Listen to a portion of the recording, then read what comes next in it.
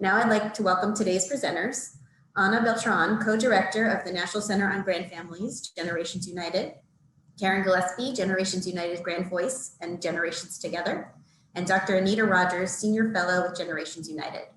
Now I'll turn the floor over to Ana. Thank you so much, Beth, and thanks to JBS and the Office for Victims of Crime for having us today. We're very excited to be sharing this resource with you. And on the this title slide, you'll see the picture from the toolkit that we'll be discussing today. And it's a toolkit for those like the folks on the phone today who serve African American grandfamilies. And Dr. Rogers is going to go through many of the concrete ideas, and I'm just going to give you a brief kind of introduction to it. I want to reiterate to please ask questions through the chat because we want to make this as interactive as possible and as useful to you all as possible. So just a little about Generations United, because I know many of you were probably with us last time, but Generations United has had a National Center on Grandfamilies, and we use the term grandfamilies interchangeably with kinship families to mean grandparents, other relatives, and close family friends who raise children when parents can't. So for over 20 years, we've had a national center. We do a number of things: federal advocacy, technical assistance, training, resources, and all of it is guided now for the last 8 years or so by the voices of those who have lived this and who have the true expertise, like Ms. Karen Gillespie, who is one of our grand voices from Georgia. And we have about 70 grand voices now who guide and inspire our work. I'll also want to elevate that we're having our biennial conference this summer, June 15 to 17. And if you'd like to register and join us, there are links on our website at gu.org or directly at guconf.org. So just launching straight in, as most of us are aware, African American children are disproportionately represented in grandfamilies or kinship families. And I should back up a little here and say that the toolkit was written specifically with African American grandfamilies in mind, but we know many of the things we'll share today apply to the broader population of Black grandparents and grandchildren and other relatives and grandfamilies in general. So just keep that in mind. These statistics show the disproportionality both in grandfamilies in general, those outside the foster care system, and children in foster care. Now, unfortunately, we don't know how many African American or Black children are in kinship foster care. This is the general foster care number, but we suspect and hope that many are with kin, but with supported kin rather than just unsupported kin. More on that later.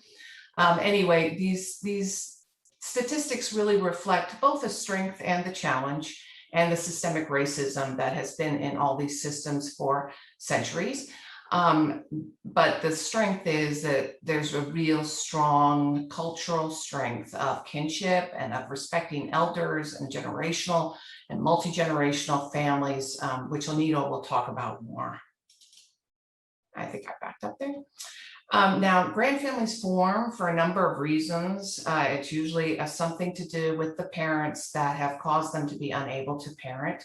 Could be their death, it could be mental illness, could be substance use, incarceration, a number of factors. And the common factors often impact African American parents more than the general population of parents.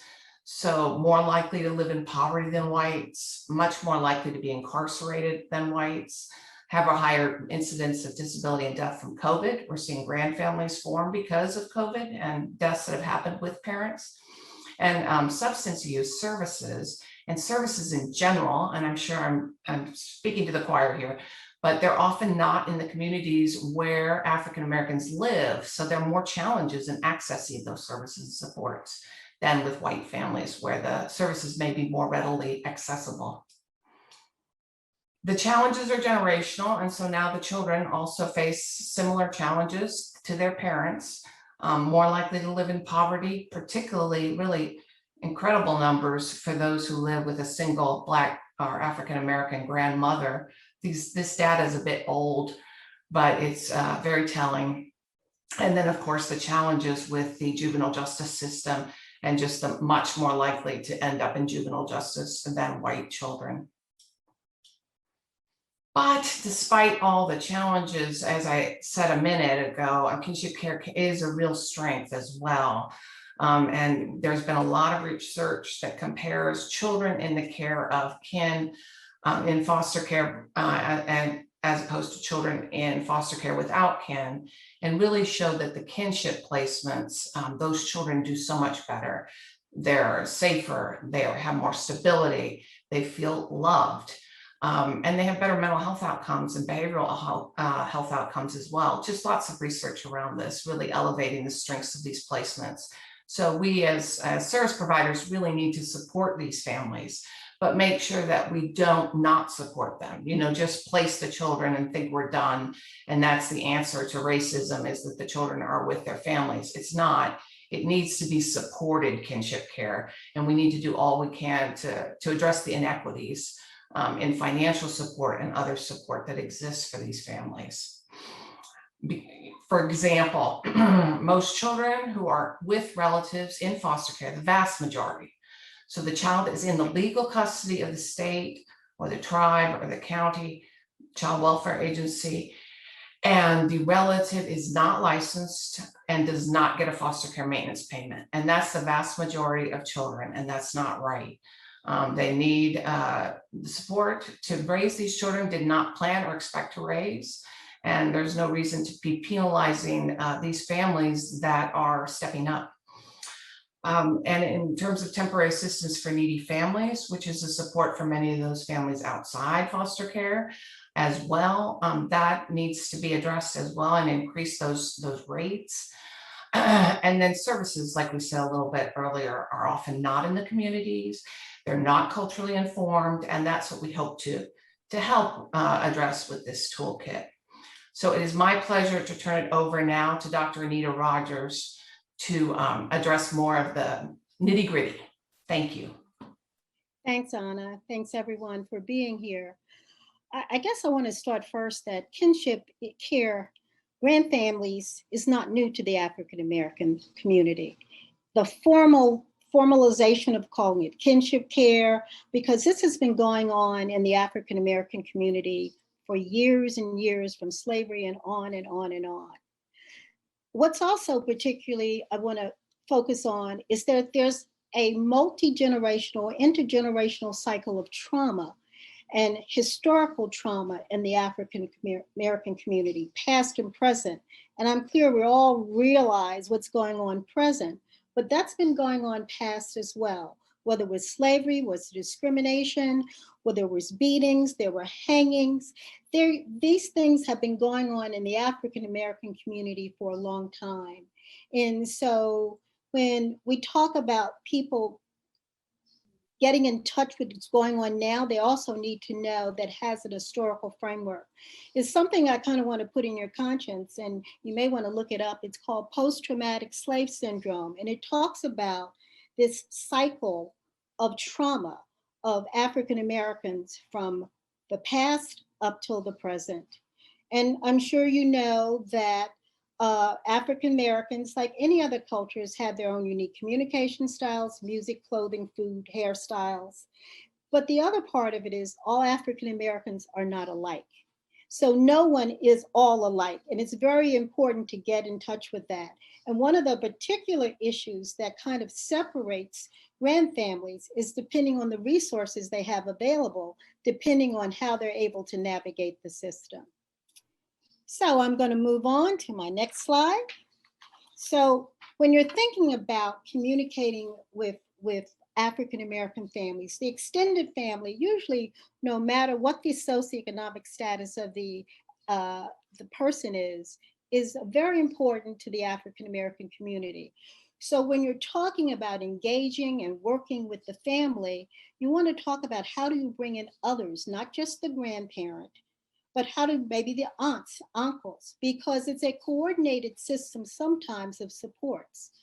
And there's one strategy that's often used for grandfamilies in the child welfare system. It's called family group decision making. So when you're looking at how we're going to arrange and make the best services for the grandfamilies, look at and think about family group decision making. It comes out of the family systems theory model. And faith and religion. I just interviewed about 30 grandparents. And one of the things, 73% of the grandparents, they were Black and white, but almost all of the African American grandparents said, my faith keeps me strong. Child, if I didn't have that, I don't know what I would do. So when we're talking about partnerships in the community, we should never forget the faith, but also remember there's so many different kind of faiths in the African. Some people go to church on Saturday, some people go to church on Sunday. So you have to be really in touch and ask the right questions, and don't make any assumptions that all African Americans are alike. But there are some, but one of the things we tend to, and I'm African American, tend to value is our faith.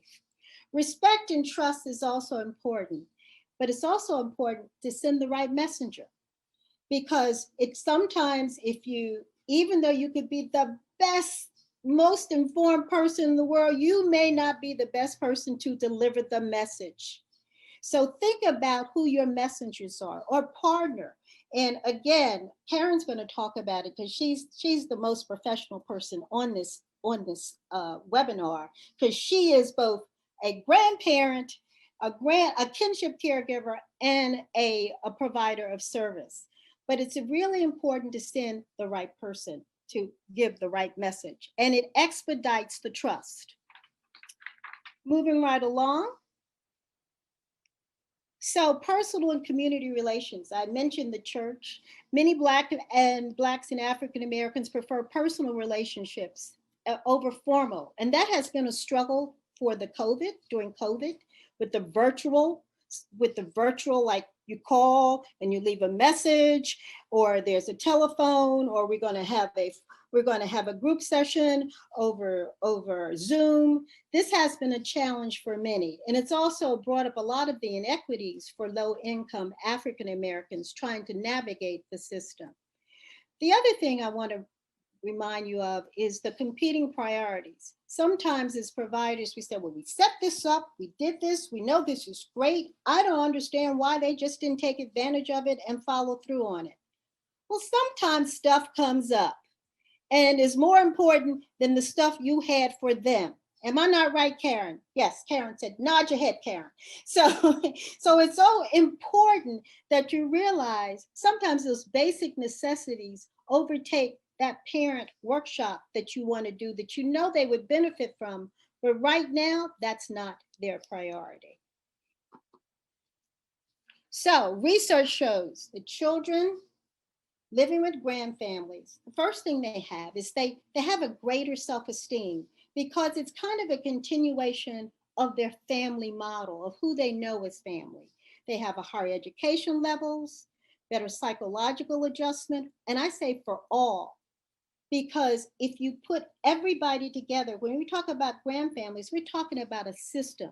It's the children, but it's also the people who are taking care of them. It's improved coping abilities, because when one has better coping abilities, all have coping abilities. And as Anna said, a lot of the information we're presenting, it goes not just for African Americans, it goes for any grandfamily. Actually may go from any family. But also it decreases the level of loneliness and depression, especially for some of our older grandparents who may be feeling isolated, and now they have new meaning to their life. Now, some may not want that new meaning, but they find the new meaning and they deal with it and they adjust to it. They also have higher levels of social well-being, so they feel better about themselves. They feel resilient. They feel like, I can do this. And I did it before because I used to be a parent. I raised those children who gave me their children. All right. So what are some of those strategies to help children and caregivers? So learn about unique African American cultural rituals. So I don't know if many of you might know, Juneteenth is coming up, and that's June 19th, and it celebrates the end of slavery. Well, actually when slavery ended in Texas. So if you can, you might want to do just a little something for Juneteenth, because that's when you can begin to show people that you care about what's happening to them and who they are and where they came from. But of course, we know in this age, with all the racial disparities, the health, there was disproportionate levels of COVID in the African American community. Education, what happened with education? With the virtual models of education, a lot of our children were left behind, and a lot of our children were already behind, and the virtual education actually complicated. And of course, social justice. All of those things are issues of racial disparity with, and not just look at it nationally, look at what's happening in your community, because every community is not the same, but there's some threads that go across all community. And think about having a discussion how to address these disparities. You might address it with the health people, the education people, the police department, creating partnerships, and recognize that things that may not be racist to you, may be racist to someone when you go into a store and someone follows you around. In the African American community, it's like, we got that. We understand what that means. So be in touch with the family members and ask the children, what do they think about? What is their cultural identity? Especially if the children are mixed race kids. Who do they identify? And remember, these are children. They check with them because they will have a new dynamic and a new understanding and a new reality regularly. Okay, go to the next slide. So what are some other strategies for culturally competent? Promote a culture of learning about African American families and partnerships. So the partnerships could include whatever your Department of Behavioral Health or Mental Health, whatever your Department of Maternal and Child Welfare, whatever your Department of Schools, whatever the religious entities. And remember, don't choose one religious entity, because you might want to have a panel of different parishioners or different clergy to come and talk. But make them your partners, because when you make them your partners, you're building community, you're building the capacity of your agency to serve the grand families. That's extremely important. And do your own initial assessment. I think we're going to be talking about creating some assessment tools that may be able to help you do an assessment of what's going on with your staff. The next. So, create and implement systems of accountability for cultural standards. For instance, include those standards in your personnel manual. You know how we have when we're doing our mission, our goals, and our statement and our philosophy, include the philosophy of cultural appropriate services in your personnel manual. Make that part of what you do. And also talk about the consequences of people and staff violating these personnel policies. But also remember, most people want to do good, and sometimes they just don't know.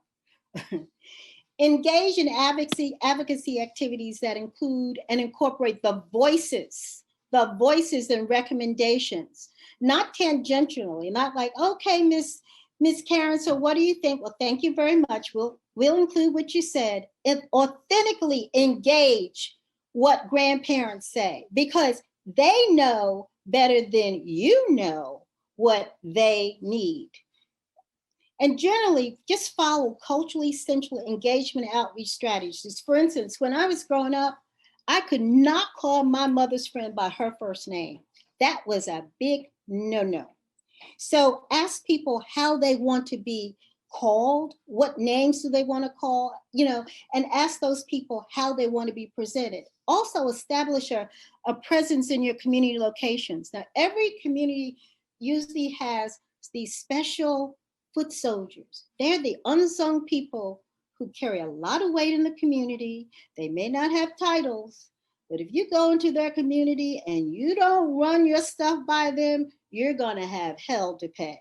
So identify the people in the community who could be your champions and cooperate and coordinate with them about what you're doing and what you're trying to share. Again, they're the authentic voices and they are the messengers that you may need.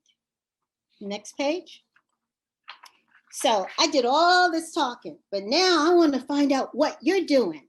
So we have a poll and we want to know how you are engaging African Americans in your services and care in the design and implementation of your program. So if you would take a minute and check all that apply. And so while you're doing that, I will continue to talk. One of the things that's particularly interesting in these days and times is probably everyone's heard of DEI, diversity, equity, and inclusion. And right now, it's the hot thing. Hopefully it remains not just a hot thing, it remains a real thing. But in your work, oh, look at this. In your work, you're going to have to begin to address that. So it seems that from the survey, in this particular group, no one hired anyone as a peer support. The biggest area was just through satisfaction surveys. So that says that we have a lot of work to do. And that says we have so many opportunities to do it. And that says we're going to get it done. All right. Next slide. Thank you for that. And it gives JBS some opportunities to know how they can help and assist you and provide you technical assistance. And it also lets Generations United know the kinds of things that we can do to help others working with grandfamilies. One of the things that's really also important is because grandparents' schedules are sometimes not, we're not 9 to 5, we have to be flexible. I mean, I know you have to work. You're not trying to work 24/7, but just think of some flex scheduling as much as you can and create a hotline. And that hotline could clearly be a person, I won't say manned, person by a grandparent on the other end. And also allow for extended family members at appointments, but also make sure you ask the caregiver if they're going to bring someone to let you know who that is beforehand, because I think that is also giving you the respect you need to know so you can wrap your head around the kind of services you should be doing. Be mindful. When I used to do home, everybody doesn't want you in their home. They may be embarrassed by their home. They may say they may have 10 children and 2 bedrooms, so they don't want you to know that. So be mindful that sometimes you have to have alternative meeting places when a home visit is not required. Now, if it's the issue of child abuse and neglect, sometimes that is what it is. We're going to have to do that. But using also a peer kinship advocate to reach out to kinship caregivers by phone is like, oh, Miss Johnson, you don't forget about your meeting. It's coming up. Sending postcards, getting mail. It's really important just to keep that going to remind people what's coming up. All righty, next.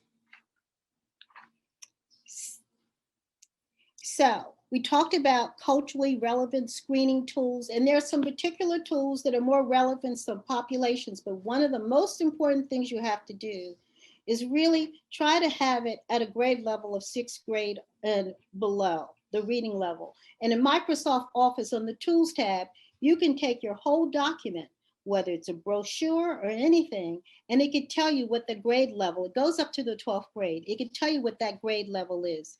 And don't forget to pilot test sample test this on some caregivers, and they'll say, child, no, don't ask that question. You'll get yourself in trouble and they will never call you back. But pilot test with any assessment tools you plan to use with the caregivers so you can decide how you're going to finesse it and make it better. Also identify the best engagement strategies of greeting. And I talked about that, Ms. or Mrs. or Doctor or other titles. And ask the most important thing, ask the person how they would like to be called. I get these calls on, hi, Anita, on the phone, like, I don't know who you are. When I get these random calls, I don't know who you are. So be mindful that some people want titles, some people want just to call them by their first name, but don't make the assumption that you can call them by their first name. Of course, Transportation for those who don't have access to as many resources is always an issue. So when you can arrange for that and incentives for that, it's very important. The next one, we have another poll. This is so important because we need your information, because this allows us and JBS to give the kind of technical assistance and support that is needed. All right, so if you use needs strength assessment tools when working with your service populations, please check all that apply. So we crafted an assessment tool specifically. We tested the assessment tool. The tool seems to work well, or we use different tools for different service populations. So please vote.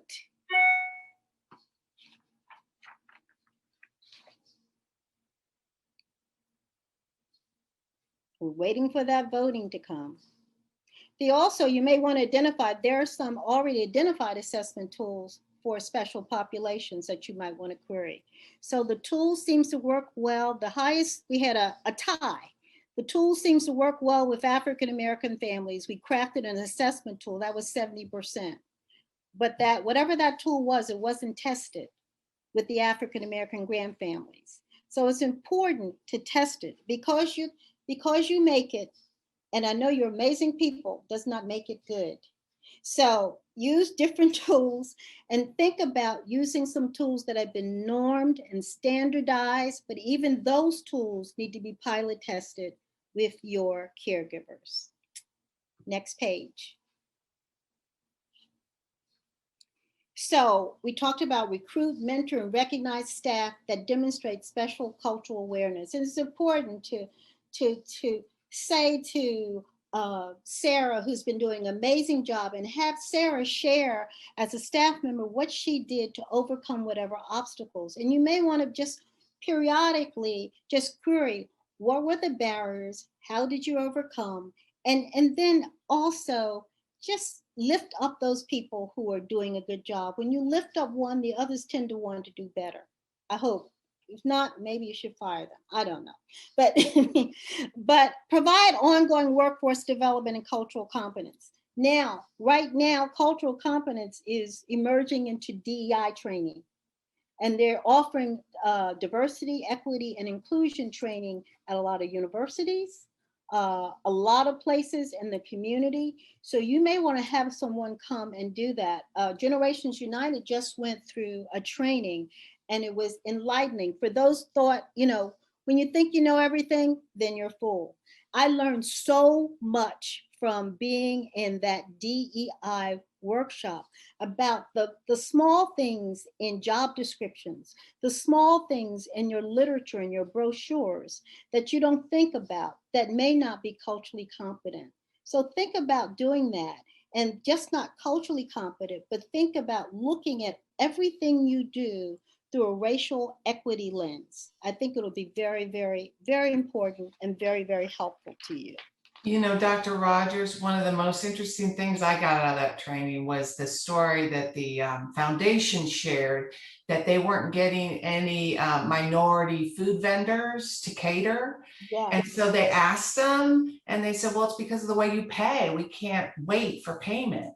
Yeah. And so they turned it around, and now they've got all this diverse food at their events. It's so simple. The simple things we just don't think about, and right? The answer is really quite easy. Mm-hmm. Now it is my honor to introduce Karen Gillespie. She is an amazing woman.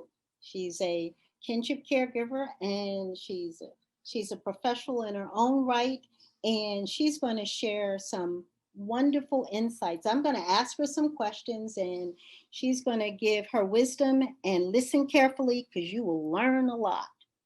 So Karen, you bring a real special perspective to caregiving because you're both a caregiver and you're a professional working with kinship caregivers. Tell us a bit about how you became a caregiver. Just tell us about yourself. Give us your story, not the whole bio, but your story. Take off your mute.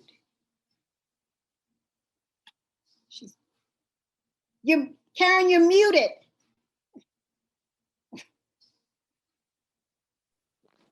Okay, start again because we want to hear. First, I want to say thank you, everyone, for being on the call, and thanks, Benita, for that warm welcome, and Generations United, and our host of this webinar. I appreciate everyone being here. My name is Karen Gillespie. I am a grandparent raising a granddaughter from the age of 3 months, but she is now 19. So that's where all of that wealth of information and trial, error, and journey started. Getting Ayana at the age of 3 months old after the death of her mother. So that put me on the journey of raising a grandchild. And so after that, I started working in the field of working with other grandparents through our organization called Generations Together Incorporated, which is an intergenerational resource center for kinship families. And that is the short of my story, but I wanted to go in and start just getting into some of the questions, and that could also bring us more into my background because it's very extensive with raising Ayana. So I wanted to give our audience enough time to be able to answer or ask questions. Can you hear me, Anita? I can, but before we go to the audience, I want to ask some more questions of you because I want you to take that professional lens and put it on top of that grandfamily lens. Absolutely. Absolutely. So what are some of the effective practices that you've seen agencies and staff do to authentically engage grandparents? One, to engage the grandparents, first, you have to seek them out in the community. They're just not going to come and ring your phone or come to your organization if they do not know where the resources are. So we have to have that extensive outreach program, meaning going out in the community where most grandparents would reside, such as your faith-based organizations, to partner with those organizations, the community partners, faith-based, and actually the school district, because all of the children has to go to school. So we intentionally try to seek them out in terms of that. And then we have a team of peer-to-peer where we have other grandparents going out, as you said, those foot soldiers. They go out and they just really do an excellent job of reaching other grandparents in the community by calling them up, staying connected, inviting them to support group or empowerment groups. However we can engage those families, that's what we do at our organization. And I'm glad you said that, Karen, because sometimes, and I'm talking to our audience, when you're writing those proposals, write those agencies into your proposal as authentic collaborators. And also maybe give them, and when you give people a little money, it really does help them be more committed to the whatever that resource is or whatever you're trying to do. Karen, what have you found to be some of the greatest challenges facing African American grandfamilies? Well, actually the legal system, their financial stability, education, and their social and mental health. And right now with COVID-19, the food insecurities has been our top. Some of the top. Okay. What about cultural strengths? How can agencies lift up and highlight the cultural strengths? Sometimes we so much talk about grandfamilies that they need. We don't recognize that they have internal and cultural strengths. How can agencies lift those strengths? What can they do to reinforce those strengths and bring them out? And I'm gonna expand on trust. First, you have to have them trust you and trust what you are going to provide as a resource and a services to them, because of African American grandparents, they have this trust factor. So they need to know that they're going to trust you and what information that you bring to them, and to trust them that you're going to send them or refer them to agencies that really is going to respect and honor and listen to what they are saying. Okay, that's very, very, very, very important. So you know a lot about so many programs. Are there some programs that you've looked at and you said, yes, this is a great program. They really know how to serve African American grand families?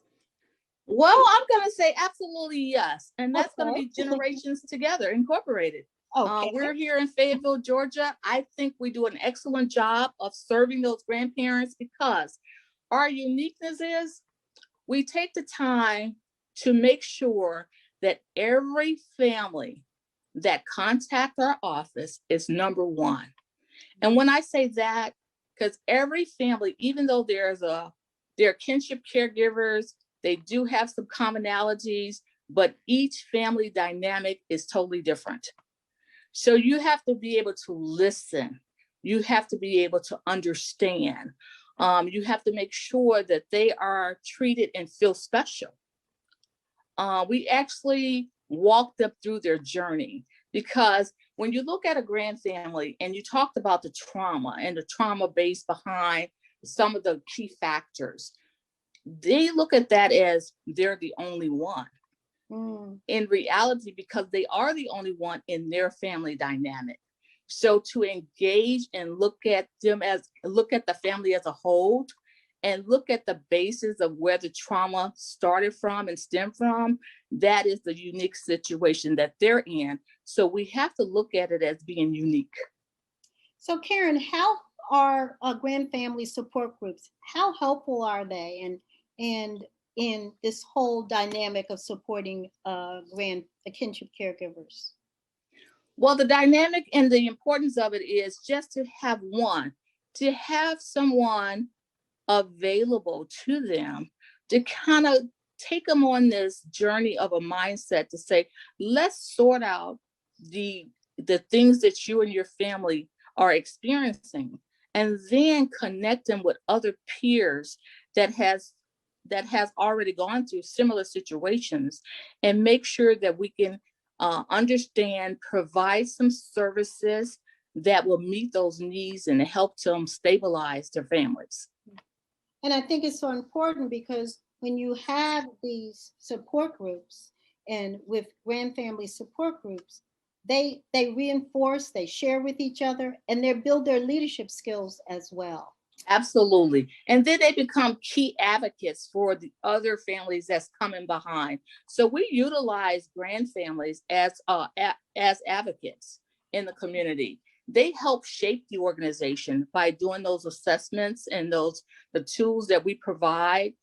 We actually help them go through the process, and then we make them leaders within our organization. They sit on the advisory council, they sit and they create and kind of shape some of the programs, because we do listen to some of their concerns and their needs in order to create those curriculums for the families. Well, Karen, I could listen to you all day. So just leave us with one just wonderful nugget of inspiration. What would you tell us to think about? One thing the people who are listening should come away with is? I would want you all to think about grand families as a whole, whether they be part of your family or someone else's family. Just be attentive to their needs, and also to build that trust factor within those family dynamics. Okay. Karen, you're going to be getting a lot of calls. Thank you. And thank you so much. And I'm going to turn it back over to you, Anna. Thank you both so much. That was a really rich conversation. And, just building on Ms. Gillespie's point there about, just really thinking about all the families. And one of the recommendations that we make in the toolkit is so simple, but it's really just moving away from talking about parents and really making it more about caregivers, because, a lot of families just don't have parents at the head of the household. So that's a very simple thing to do in literature and in the way you talk about the families and engage them. And that will help all grand families, regardless of race or ethnicity. But really just elevating some of the things that Dr. Rogers has talked about, which is that authentic engagement. I mean, you can see how having the voice of someone like Ms. Gillespie, who's walked this walk and really knows what it's all about, is so critical to providing effective services. Then the data collection, really, partnering with your community and collecting any kind of data on the families. What we find is that a lot of what we do have available, like I pointed out at the beginning, in terms of children that are in foster care, African American children that are in foster care, we don't have that disaggregated, and we don't know, how many children, how many Black children are in foster care with kin, for example, or outside the foster care system. We don't know how many grandchildren being raised by grandparents are living in poverty, except for that data that I elevated. So things like that, really disaggregating the data at the community level, at the provider level, and really understanding who's accessing your services and who's not and why. And then you can ask the families and authentically engage them in that last piece, the why. As much as we can provide services like Dr. Rogers talked about that are responsive to the needs of the community, that your hours are when they are contacting you. I just heard from the Pennsylvania Kinship Navigator, and they were, open, they had their hotline open certain number of hours, and they found that they were getting a lot of calls on voicemail after hours. So they're shifting their hours because that's when the families are calling, not when they were open before. So simple things like that. And then also, as much as you can provide auxiliary services in the community so that the families don't have to travel far to get to you and to access things. Keeping lists of culturally competent therapists and who are really peers and who are of the same race, that can go a long way.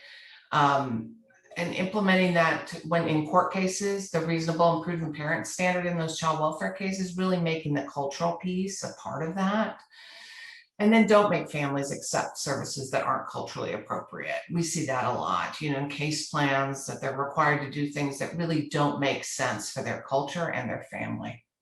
And then that piece about the literature and reaching out to all families, not just parents, and making it as inclusive and as broad as possible. So a few additional resources that we wanted to share with you that are all available. Dr. Joseph Crumbly is an amazing man who's been doing this kind of work for decades. And he has some free training available at that Pennsylvania Kinship Navigator program that I mentioned. And you're welcome to access these for your providers and for your families. And they're a tremendous resource. Grandfamilies.org is a website we host with the American Bar Association and Case Family Programs. And we try to keep everything kinship related at the national level, at least, on there. It's going to be undergoing a massive rehaul, so we're looking forward to that. One of the most helpful things that we have, I think, on that website are these free grand fact sheets for each state in the country and DC. And so, for example, if you live in Georgia and you get this fact sheet, you will find Karen's program, Ms. Gillespie's program, on it, and you can reach out and collaborate with her organization and refer families to her organization and give the families you work with these fact sheets. They will soon be uploaded also in Spanish, so you'll have them available in Spanish. And as I said, free, download, print away. Link to us. We're happy to provide that resource with, as you see, many national partners. And then the 0 to 3, which is a nonprofit organization also based out of Washington, DC. They have, they're piloting right now a curricula for grandparents, both just caring for grandchildren and also custodial grandparents, those raising grandchildren up to age 5. So I know we had a question prior to the webinar about, caregivers of babies, kinship caregivers of babies. And this is a curriculum that's being piloted right now. And it may be helpful to you, and you might want to offer it at your agency. Stay tuned, and you can see the link there to 0 to 3 for more information. We're going to have the last webinar in this series on July 7, again from 3 to 4 Eastern.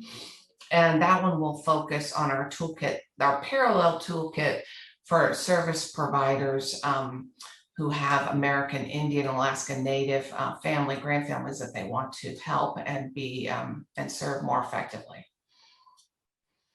And then finally, here is all of our contact information. And as you'll see, Ms. Gillespie's Generation Together Inc. is there. And she and all of us will welcome any questions you have ongoing. So don't hesitate to reach out. And I'd like to open it up now for any questions for any one of us. I don't see anything pending in the chat, but if you have something, please type away and let us know what your question is. I don't see anybody typing, but Dr. Rogers, do you have anything to add that we didn't get to? Because there's so much rich content in the toolkit. One of the things I didn't mention was making your environment culturally friendly. So when you come in, are there pictures of African American people on the wall? Is there literature of, it's not just, they don't have to be African American. When you send out cards or birthday cards, do you send out a birthday card that's representative? The little things that we take for granted, those are very, very important. Just to let them know, let the grandfamilies know that you know who they are and what they're about. I do have a question. I don't know if anyone wants to answer this or put it in the chat. I'm interested, what do people think they need the most to provide more culturally appropriate services for African American grandfamilies? It's a good question. And I don't know if people can put that in the chat, but I would, because it would help us serve you better, help us give you the kind of resources that you need, because we can't assume that we know everything you need. Oh, we have a very good question in the chat, Anita. It's not directly on what you were asking, but that you mentioned that finding and engaging people in the communities who may not have a title, but who have a lot of influence are important to reach. How do you go about that? How do you reach those people? One of the best groups of people are the block captains. Block captains, especially a block captain in a particular African American community, and then you have the CDCs, whatever community development corporations, you have the rec centers.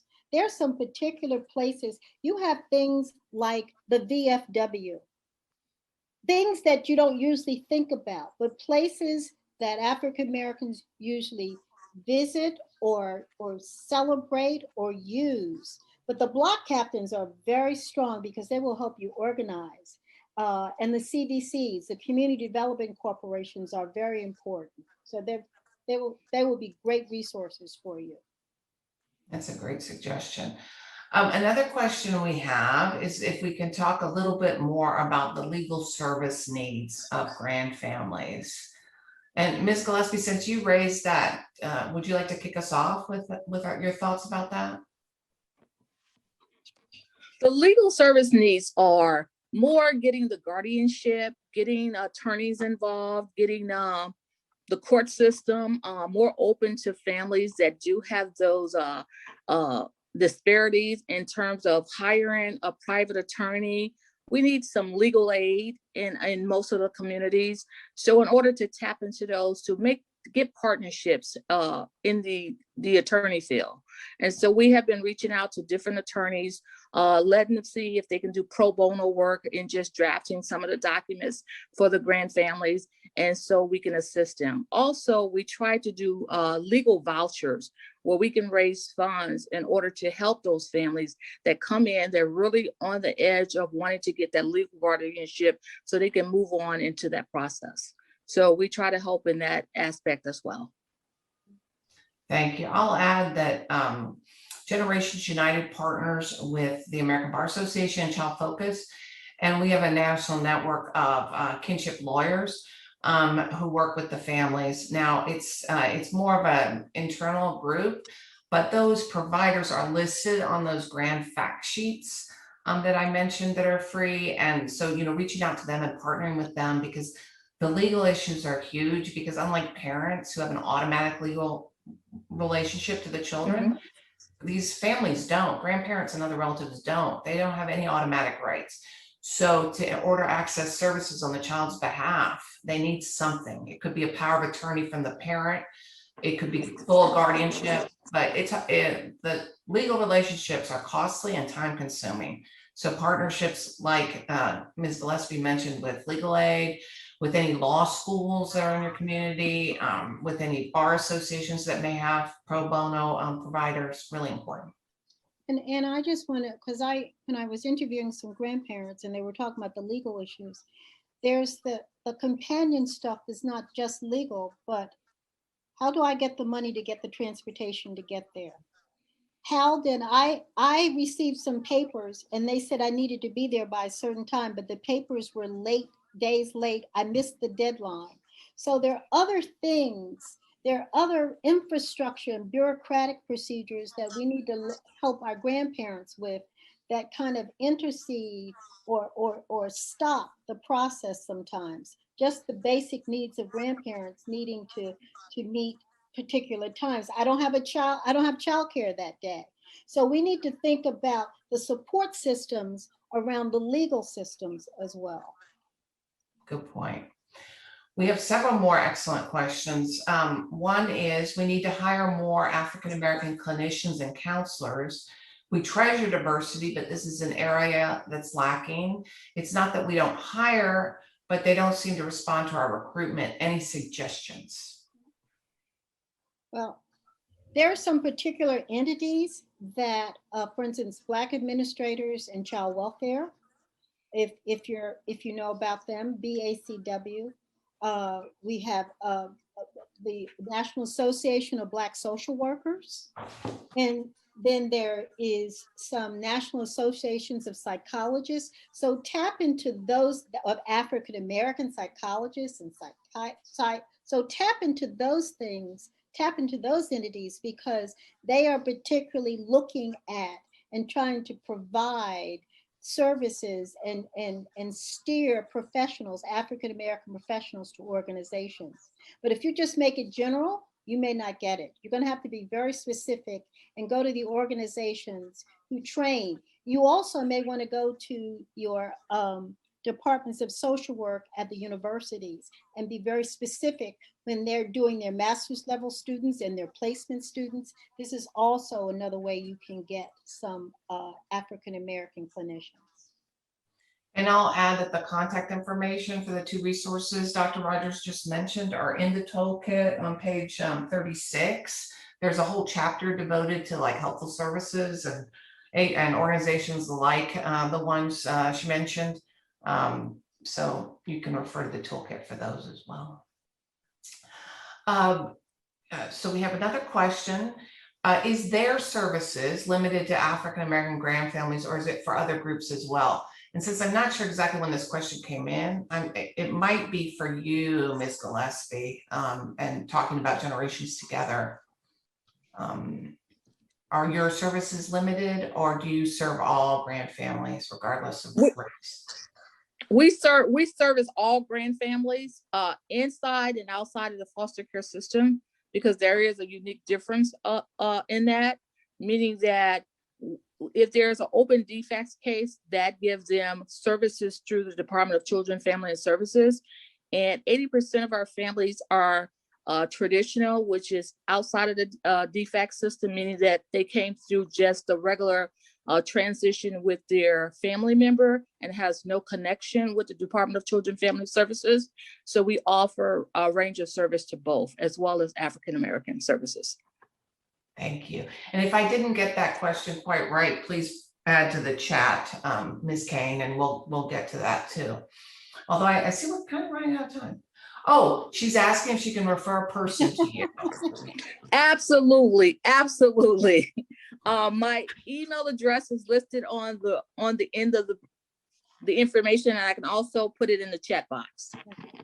Yeah, it's right here in the middle of the slide I have up right now. And one last question, because I see we're almost at time and I want to respect everyone's time. When will the federal government make the Grandfamilies curriculum and program available to grantees to apply? So I'm not quite sure what you're referring to. If you're talking about the 0 to 3 curriculum, That's in the pilot stage, and it should be available to more providers soon. If that's not what you meant, please type away and we'll try to answer it. If we don't get to it, again, reach out to any of us through these email addresses. I'll turn it back to JBS because I know they want to wrap us up.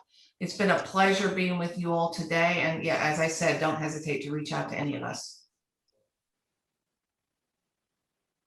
Thank you so much, Anna, Karen, and Dr. Anita. We truly appreciate your presentation. Just a couple quick reminders before we wrap up. If you could please complete the post-event survey that's going to be distributed via SurveyMonkey, we'd really appreciate it. And please offer us any feedback or suggestions you may have to support future development efforts. The webinar recording and slides will be distributed in the coming weeks, along with some resources that were mentioned today on the webinar. And to support planning for future webinars, we ask grantees to submit any ideas for webinars to ovc-gta@jbsinternational.com. We also have a few upcoming webinars. One is a series with the National Association for Children of Addiction. We sent out a save the date recently, and more information is coming soon on that series. The first webinar is happening on Wednesday, June 2nd. And then, as Anna mentioned, the Generations United team will be doing their next webinar on American Indian and Alaska Native grandfamilies, and that's happening on Wednesday, July 7th. So please stay tuned for a formal announcement. Thank you all, and have a great rest of your week and weekend.